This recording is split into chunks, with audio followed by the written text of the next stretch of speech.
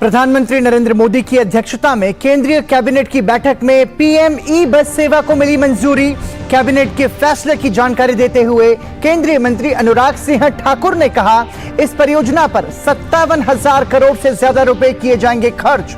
Public private partnership model पर 10,000 ई बसों का किया जाएगा संचालन। केंद्रीय कैबिनेट की बैठक में प्रधानमंत्री विश्वकर्मा योजना को भी दी गई मंजूरी। इस योजना के तहत पहले चरण में उदार शर्तों पर 1 लाख रुपए तक के ऋण उपलब्ध कराने का प्रावधान। डिजिटल इंडिया प्रोग्राम के एक्सटेंशन के साथ ही इसके लिए 14,900 करोड़ रुपए की दी गई मंजूरी।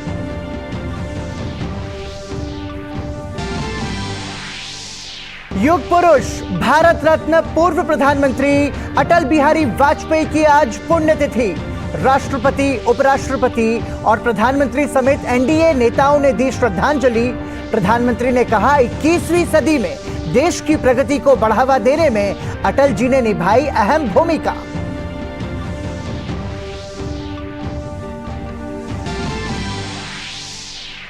भाजपा केंद्रीय चुनाव समिति की दिल्ली में बैठक। मध्य प्रदेश, छत्तीसगढ़ में विधानसभा चुनाव की रणनीति पर चर्चा। त्रिपुरा की 2 विधानसभा सीटों पर होने वाले उपचुनाव के लिए भाजपा ने प्रत्याशियों की घोषणा की। बंगाल की धूपगुड़ी विधानसभा सीट पर पुलवामा हमले में शहीद जवान की पत्नी तापसी राय को दिया टिकट। बेंगलुरु में शुरू हुई G20 देशों के बीच डिजिटल वर्किंग इकोनॉमी ग्रुप की बैठक। वहीं दिल्ली में सत्यजीत रे की फिल्म पाथेर पांचाली की स्क्रीनिंग के साथ आज से G20 फिल्म महोत्सव की भी शुरुआत।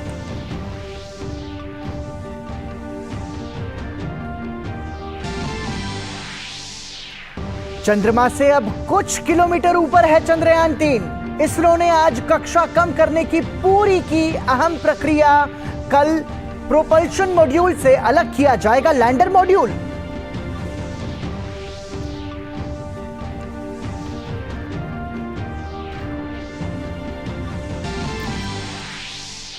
और पेरिस में चल रहे तीरंदाजी विश्व कप स्टेज 4 में भारतीय तीरंदाजों का शानदार प्रदर्शन। पुरुष और महिला कंपाउंड टीमों ने फाइनल में बनाया स्थान। पुरुष टीम ने सेमीफाइनल में कोरिया को हराया, वहीं महिला टीम ने ब्रिटेन को दी शिकस्त।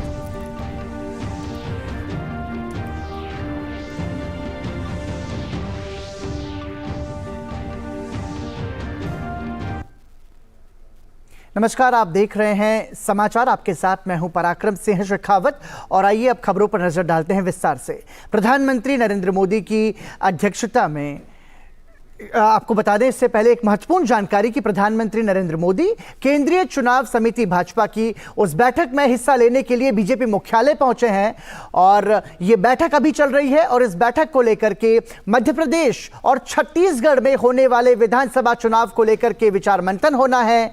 और प्रधानमंत्री नरेंद्र मोदी अब से कुछ देर पहले ही बीजेपी मुख्यालय पहुंचे हैं। ये तस्वीर आप देख रहे हैं।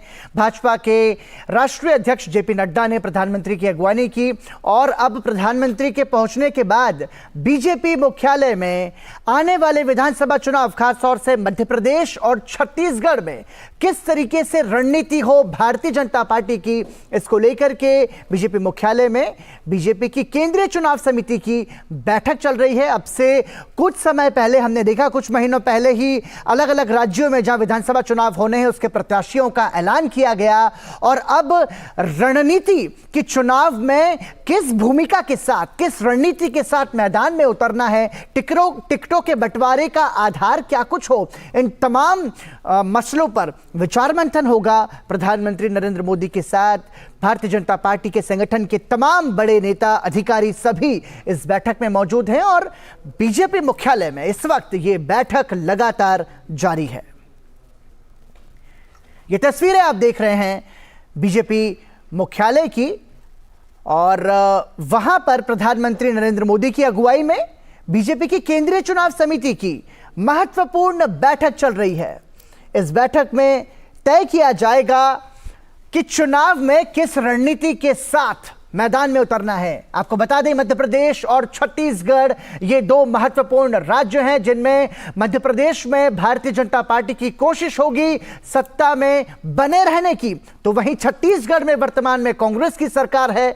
ऐसे में कांग्रेस को कैसे शिकस्त दी जाए, उसके लिए चुनावी रणनीति क्या हो, इस पर विचार मंथन इस वक्त चल रहा है बीजेपी के राष्ट्रीय मुख्यालय में, जहां पर केंद्रीय चुनाव समिति की महत्वपूर्ण बैठक, खासतौर से मध्य प्रदेश और छत्तीसगढ़, जिन दो राज्यों में आगामी समय में विधानसभा चुनाव होने हैं, उसको लेकर के विचार मंथन किया जा रहा है।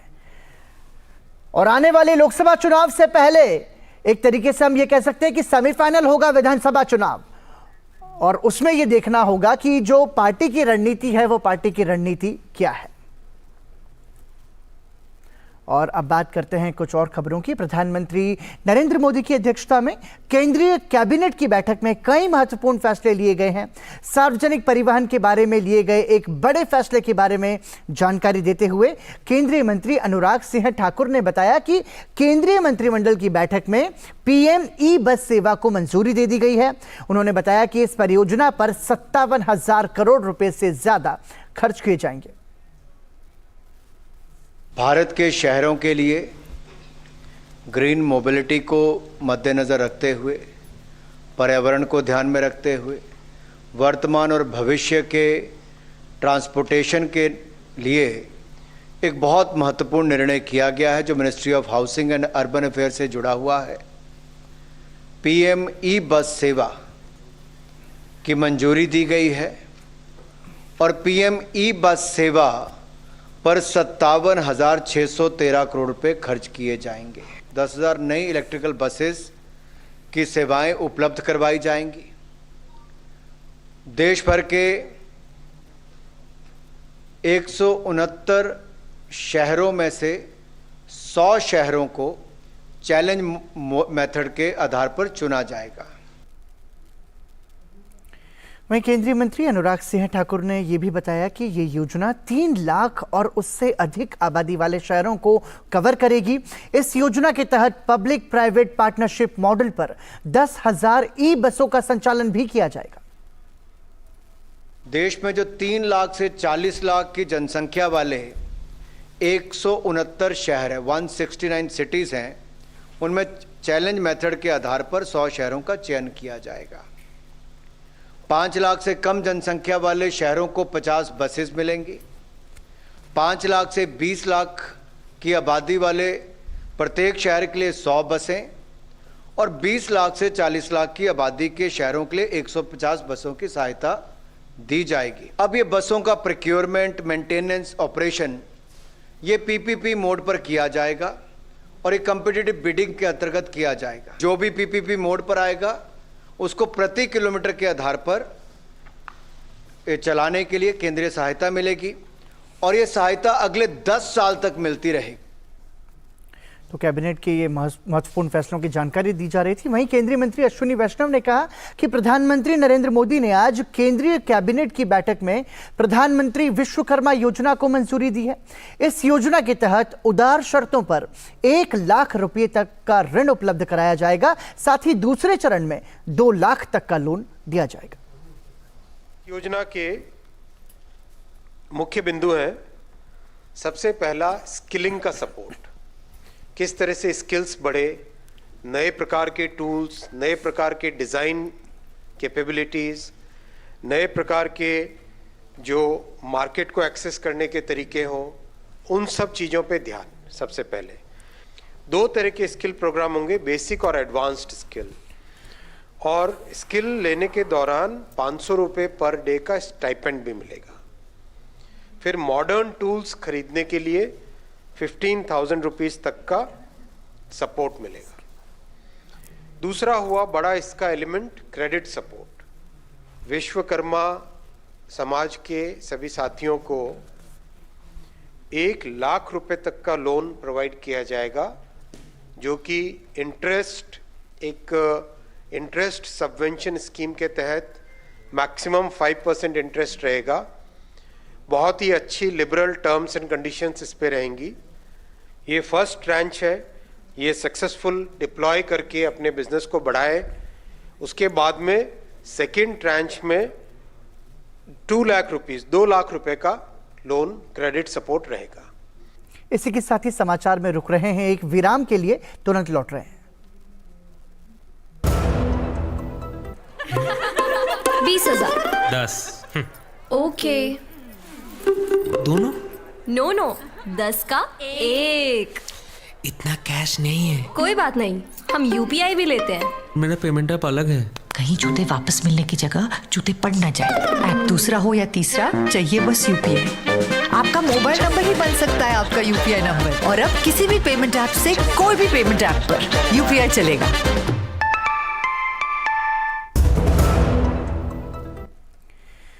नमस्कार, आप देख रहे हैं समाचार। एक बार फिर आपका स्वागत और बात करते हैं कुछ और खबरों की। केंद्रीय मंत्री अश्विनी वैष्णव ने बताया कि केंद्रीय मंत्रिमंडल द्वारा डिजिटल इंडिया प्रोग्राम के एक्सटेंशन को मंजूरी दी गई है। साथ ही इसके लिए 14,900 करोड़ रुपए को मंजूरी मिली है।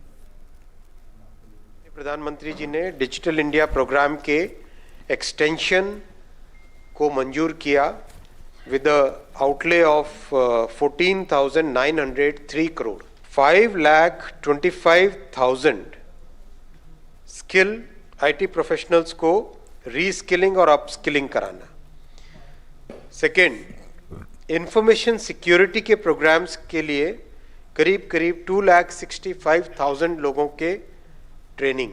आपने उमंग प्लेटफॉर्म देखा होगा, जो कि एक यूनिफाइड प्लेटफॉर्म है जिसमें गवर्नमेंट की अब तक 1,700 सर्विसेज मिलती है। इसमें 540 सर्विसेज और ऐड की जाएंगी। कई तरह के काम में जो सुपर कंप्यूटिंग का उपयोग होता है, उसमें अब तक 18 सुपर कंप्यूटर्स अभी डिप्लॉयड हैं।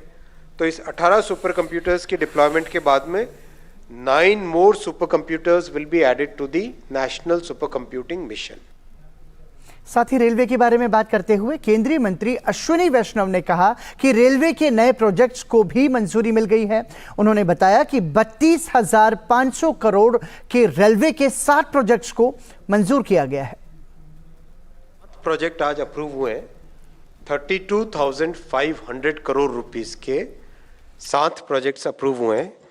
32,500 करोड़ रुपीस के सातों प्रोजेक्ट्स बहुत ही इंपॉर्टेंट है। देश के 9 राज्यों में 35 डिस्ट्रिक्ट्स कवर करेंगे और टोटल इसकी लेंथ है 2,339 किलोमीटर्स। केंद्रीय मंत्री अश्विनी वैष्णव ने प्रोजेक्ट्स के बारे में बताते हुए कहा कि इन प्रोजेक्ट्स का फायदा उत्तर प्रदेश, बिहार, तेलंगाना, झारखंड, पश्चिम बंगाल जैसे राज्यों को मिलेगा।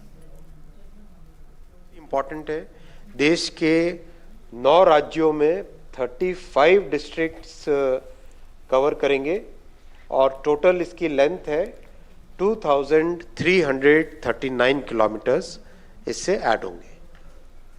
जो राज्य जिसको डायरेक्ट बेनिफिट मिलेगा उनमें है उत्तर प्रदेश, बिहार, तेलंगाना, आंध्र प्रदेश, महाराष्ट्र, गुजरात, उड़ीसा, झारखंड और वेस्ट बंगाल। युग पुरुष कहलाने वाले भारत रत्न और देश के पूर्व प्रधानमंत्री अटल बिहारी वाजपेयी को आज पूरा देश नमन कर रहा है। आज उनकी पुण्यतिथि है। 93 वर्ष की आयु में 16 अगस्त 2018 को उनका निधन हुआ था। उनकी स्मृति में सदैव अटल नाम से दिल्ली में स्मृति स्थल का निर्माण किया गया। प्रखर वक्ता रहे वाजपेयी ने भारतीय राजनीति में अपने व्यक्तित्व और कृतित्व की अमिट छाप छोड़ी, जिसने भारतीय राजनीति को हमेशा के लिए बदल कर रख दिया। इनमें भारत को परमाणु शक्ति संपन्न बनाना, कारगिल युद्ध में पाकिस्तान को धूल चटाना, स्वर्णिम चतुर्भुज योजना के साथ साथ कई अन्य उपलब्धियां भी शामिल हैं।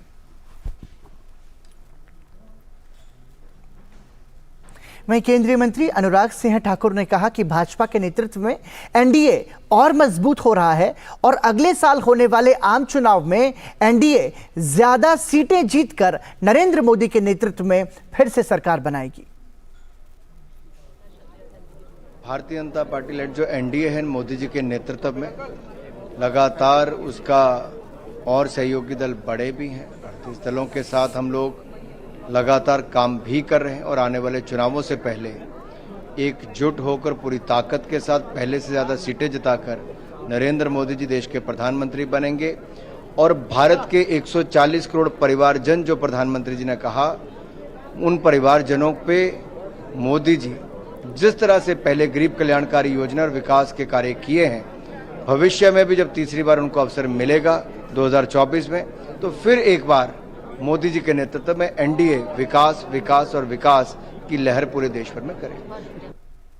और एक बार फिर आपको बता दें कि भाजपा के राष्ट्रीय मुख्यालय में केंद्रीय चुनाव समिति की बैठक इस वक्त चल रही है। प्रधानमंत्री नरेंद्र मोदी की अगुवाई में ये महत्वपूर्ण बैठक है, जिसमें भारतीय जनता पार्टी के कई वरिष्ठ नेता भी मौजूद हैं और मध्य प्रदेश और छत्तीसगढ़, इन दो महत्वपूर्ण राज्यों में आने वाले विधानसभा चुनाव को लेकर के किस तरीके से रणनीति तैयार की जाए, उस पर इस महत्वपूर्ण बैठक में विचार मंथन किया जाना है। ये तस्वीरें आप देख रहे हैं भारतीय जनता पार्टी के राष्ट्रीय मुख्यालय की, जहां पर इस वक्त यह बैठक चल रही है। प्रधानमंत्री नरेंद्र मोदी की अगुवाई में, साथ में भारतीय जनता पार्टी के राष्ट्रीय अध्यक्ष जेपी नड्डा भी मौजूद हैं और साथ ही भारतीय जनता पार्टी के शीर्ष संगठन के जो शीर्ष नेता हैं वो सभी इस महत्वपूर्ण बैठक में मौजूद हैं, और जिसका उद्देश्य है आने वाले विधानसभा चुनाव को लेकर, खासतौर से मध्य प्रदेश और छत्तीसगढ़ में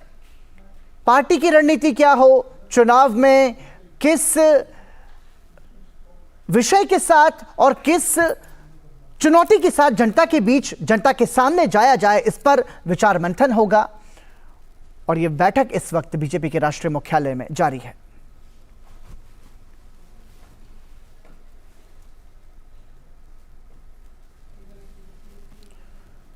आने वाला समय महत्वपूर्ण है हर पार्टी के लिहाज से, जिसको लेकर के सभी राजनीतिक दल अपनी अपनी तैयारियों में जुट चुके हैं। उसी बीच बीजेपी के राष्ट्रीय मुख्यालय में यह महत्वपूर्ण बैठक, जिसमें प्रधानमंत्री नरेंद्र मोदी की अगुवाई में मध्य प्रदेश और छत्तीसगढ़ में किस तरीके से चुनाव लड़ा जाए, इसको लेकर के केंद्रीय चुनाव समिति जो है भारतीय जनता पार्टी की, उसमें बीजेपी के जो शीर्ष नेता हैं, भारतीय जनता पार्टी के संगठन के जो अधिकारी हैं, पदाधिकारी हैं, वो सभी इस महत्वपूर्ण बैठक में मौजूद हैं। और इस पर अब विचार मंथन किया जाएगा कि आने वाले विधानसभा चुनाव में किस रणनीति के साथ मैदान में उतरा जाए। और अब बात करते हैं अगली खबर की। केंद्रीय मंत्री अनुप्रिया पटेल ने विपक्ष पर हमला बोलते हुए कहा कि सत्ता में विपक्ष की वापसी की कोई संभावना नहीं है, इसीलिए विपक्ष हताश और निराश है। उन्होंने कहा कि देश की जनता प्रधानमंत्री नरेंद्र मोदी के नेतृत्व पर पूरा भरोसा करती है और 2024 में एनडीए हैट्रिक बनाएगी। पूरी तरीके से निराश है, हताश है और वो जानते हैं कि 2024 में भी देश की जनता उन पर यकीन नहीं करेगी और सत्ता में उनकी वापसी की कहीं कोई गुंजाइश नहीं है। तो एक हताश ऑपोजिशन बौखलाहट में कुछ भी कह रहा है, लेकिन देश की जनता पूरी तरीके से माननीय प्रधानमंत्री जी के नेतृत्व में विश्वास रखती है और 2024 में एनडीए अपनी हैट्रिक बनाने जा रहा है। वहीं राष्ट्रपति द्रौपदी मुर्मू ने असम के लिए भारत निर्वाचन आयोग द्वारा जारी परिसीमन अधिसूचना को मंजूरी दे दी है। असम के मुख्यमंत्री हिमंत बिस्वा शर्मा ने एक्स पर एक पोस्ट कर यह जानकारी दी। मुख्यमंत्री हिमंत बिस्वा शर्मा ने इसे असम के इतिहास की एक महत्वपूर्ण उपलब्धि बताया है। वहीं बेंगलुरु में आज से शुरू हुई G20 डिजिटल आर्थिक कार्य समूह की 3 दिवसीय बैठक को लेकर इलेक्ट्रॉनिक्स और सूचना प्रौद्योगिकी मंत्रालय के सचिव अलकेश कुमार शर्मा ने डीडी न्यूज से खास बातचीत में बताया कि कैसे G20 अध्यक्षता के तहत डिजिटल अर्थव्यवस्था के लिए बुनियादी ढांचा, साइबर सुरक्षा और डिजिटली स्किलिंग की प्राथमिकता पर तेजी से काम किया जा रहा है। डिजिटल इकोनॉमी वर्किंग ग्रुप की चौथी मीटिंग जो आज बेंगलोर में हो रही है, इसमें हम लोगों का ऑब्जेक्टिव यही है कि पिछली 3 मीटिंग्स में हम लोगों ने काफ़ी कुछ प्रगति की है। सभी टॉपिक्स पे हमारा डिजिटल पब्लिक इंफ्रास्ट्रक्चर का एक फ्रेमवर्क जो हम लोग बनाना चाहते हैं देश दुनिया के लिए, बाकी जो लो एंड मिडिल इनकम इकोनॉमीज है उनको सपोर्ट करने के लिए, उस पर काफ़ी अच्छा सपोर्ट हुआ है, काफ़ी काम अच्छा हुआ है। उसके अलावा हम लोगों का ये भी है साइबर सिक्योरिटी जो डिजिटल इकोनॉमी में होनी चाहिए, उसके लिए क्या क्या स्पेशली चिल्ड्रन एंड यूथ के लिए क्या क्या प्रिकॉशंस होनी चाहिए, उसके लिए टूल किट बनाना, उस पर भी काफ़ी प्रोग्रेस हो गई है। और डिजिटल स्किलिंग पर एक म्यूचुअल रिकॉग्निशन की हम लोगों की बात काफ़ी सालों से चली हुई थी। हम लोगों का ये 3 जो प्रायोरिटी एरिया जो इंडिया ने डिफाइन किए थे अपनी प्रेसिडेंसी में, उसमें बहुत अच्छा प्रोग्रेस हुआ है। और ये जो फाइनल आज और कल हम लोगों का जो फाइनल नेगोशिएशन है, इसमें हमें आशा ही नहीं विश्वास है कि हम लोग अपने तीनों प्रायोरिटीज को एक सही ढंग से सबके साथ लेके आगे बढ़ें। दुनिया में आज के दिन भी बहुत से ऐसे कंट्रीज हैं, छोटे देश हैं, लो एंड मिडिल इनकम वाले देश हैं, जिनके पास टेक्नोलॉजी के इश्यूज आते हैं, जिनके पास कनेक्टिविटी के इश्यूज हैं, जिनके पास एक्सेसिबिलिटी, अफोर्डेबिलिटी जो होती है डेटा की, उसके ऊपर इश्यूज हैं। तो उसको हम कैसे एड्रेस करें, और जो एक डिजिटल डिवाइड बना हुआ है देशों में, उस डिजिटल डिवाइड को कम किया जाए, क्योंकि जब तक डिजिटल डिवाइड होगा सब देश एक साथ विकास नहीं कर पाएंगे और एक डिजिटल इकोनॉमी से जुड़ नहीं पाएंगे, जो हमारा ऑब्जेक्टिव है, that it should be inclusive. तो इंक्लूसिव डेवलपमेंट जो करना है, वसुधैव कुटुंबकम का जो हमारा संदेश है वो दुनिया तक पहुंचाना है। तो हम लोगों को ये वन फ्यूचर अलायंस में लोगों को वॉलंटरीली जुड़ के और टेक्नोलॉजी सपोर्ट देना इन इकोनॉमीज को, इन कंट्रीज को। यहाँ मौजूद तमाम डेलीगेट्स को इस बात की उम्मीद है कि जब तक मिनिस्ट्रियल बैठक होगी 19 तारीख को, तब तक एक कॉमन एजेंडा और कंसेंसस तैयार होगा और इसके बाद एक आउटकम डॉक्यूमेंट भी तैयार होगा जो G20 लीडर्स की समिट सितंबर में होगी, उस दौरान इसे शामिल किया जाएगा। कैमरामैन बालू के साथ आयशा खानम, DD न्यूज़, बैंगलोर। वहीं विश्व स्वास्थ्य संगठन की ओर से आयोजित होने वाले पारंपरिक चिकित्सा वैश्विक शिखर सम्मेलन में पहले विश्व स्वास्थ्य संगठन के महानिदेशक डॉक्टर टेड्रोस अधानोम घेब्रेयेसस ने गांधीनगर के आदिराज मोटी हेल्थ एंड वेलनेस सेंटर का दौरा किया। उन्होंने हेल्थ एंड वेलनेस सेंटर के स्वास्थ्य कर्मियों से बातचीत की और परिसर में एक तुलसी का पौधा भी लगाया। डॉक्टर टेड्रोस ने आशा कार्यकर्ताओं से भी बातचीत कर उन्हें बधाई दी। डॉक्टर टेड्रोस ने भारत के कोविड प्रबंधन और टीकाकरण की प्रशंसा करते हुए प्राथमिक स्वास्थ्य क्षेत्र में भारतीय निवेश को दुनिया भर के देशों के लिए एक नजीर बताया। You know, from the start, when this was announced by the government some years ago, the Ayushman Bharat initiative, WHO supportive, because we believe that primary health care, the countries should invest in primary health care. That's what we have been telling countries, and India is actually doing that. And for any health system, a strong primary health care is key, because most of the services can be provided at primary health care level, more than 80. The investment in primary health care in Ayushman Bharat by the government of India is the right investment, and that's what we're asking all countries to really focus. COVID is behind us, and India did its best. और समाचार में अभी के लिए इतना ही, लेकिन ठीक 7:30 बजे मेरी सहयोगी रमा त्यागी के साथ जरूर देखिए हमारा खास कार्यक्रम चर्चा में। नमस्कार।